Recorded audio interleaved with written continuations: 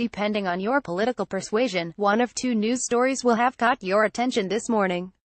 If you identify as liberal, or are in some way opposed to Donald Trump, you might have been outraged and amused that the 45th president committed an unceremonious faux pas by dumping a box of fish food into a precious koi pond during his trip to Japan. If you are on the far right, you will have been appalled to discover that the perpetrator of yesterday's Sutherland Springs shooting carried a flag linking him to the Antifa anti-fascist movement, and stated this is a communist revolution before murdering 26 people. If it weren't for one thing, these stories would have nothing in common. The severity and significance of each is vastly different, but they share one important trait. Neither is true. At the time of writing, the police haven't commented on the Sutherland Springs shooter's motive, and no mainstream news organization has linked him to Antifa.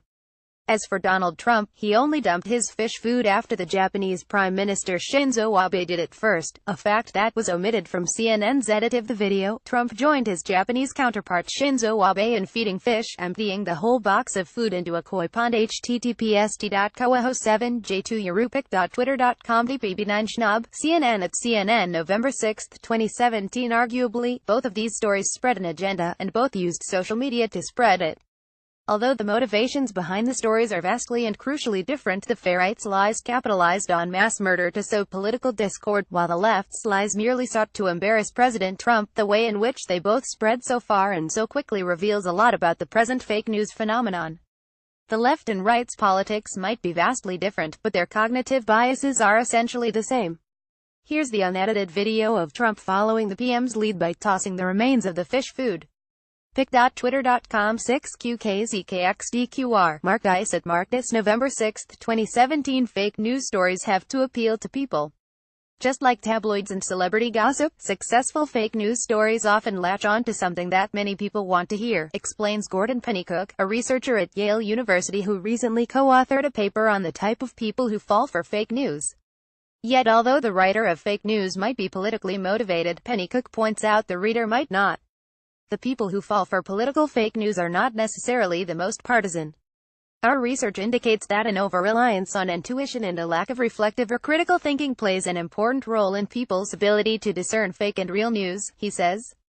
Troublingly for both left and right, it was high-profile figures who spread both of these fake news stories on Twitter this morning. Members of the far-right self-proclaimed new media, such as Mike Cernovich and Paul Joseph Watson, were quick to post rumors about the shooter, while traditional journalists such as Yashar Ali of New York Magazine, as well as CNN's Twitter account, were among the first to spread out-of-context images of Trump feeding the fish. It should be noted that Ali deleted his initial tweet and issued an apology when he realized his mistake. Photos of Texas shooter is consistent with profile of Antifa member.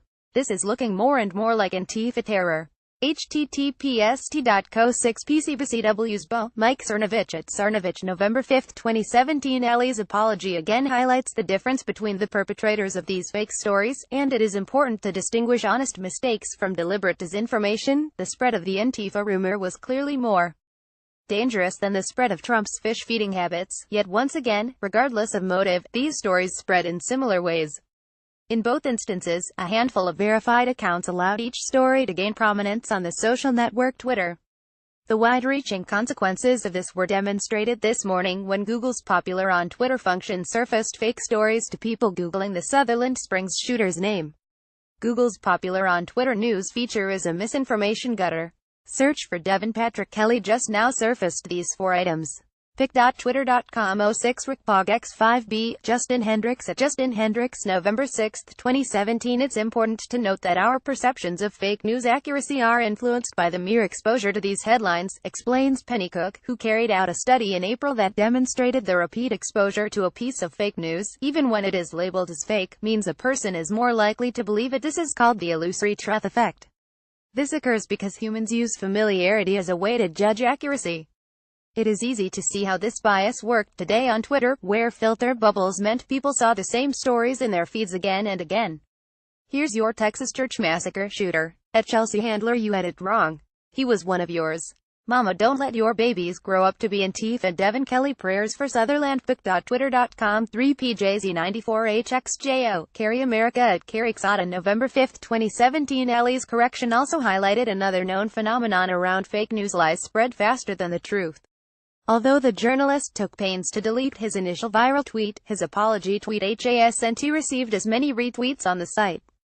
This might be rectified by the fact that Twitter itself has created a curated collection of stories that are popular on Twitter clarifying the Trump non-incident, after other journalists such as BuzzFeed's political editor Jim Watterson called out the story as fake. This is the other crucial difference between today's fake news stories. While both fake stories exploited real news events for political or personal gain, there is more apparent self-policing on the left. Still, it is once again important to distinguish those who genuinely fall for, versus those who create, fake news.